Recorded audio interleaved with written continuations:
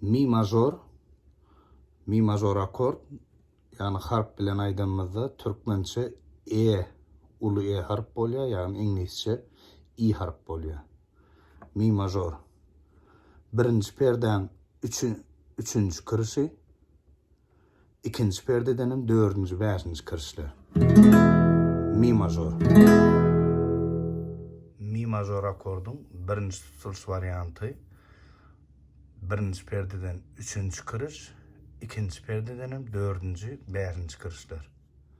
Mi major akordun ikinci tutuluş variantı.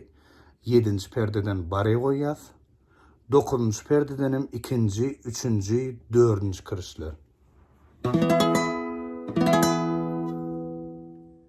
Mi major akordun ikinci tutuluş variantı. Yedinci perdeden bare koyaz. Dokuzuncu perdedenim ikinci, üçüncü, dördüncü kırışlar alyaz.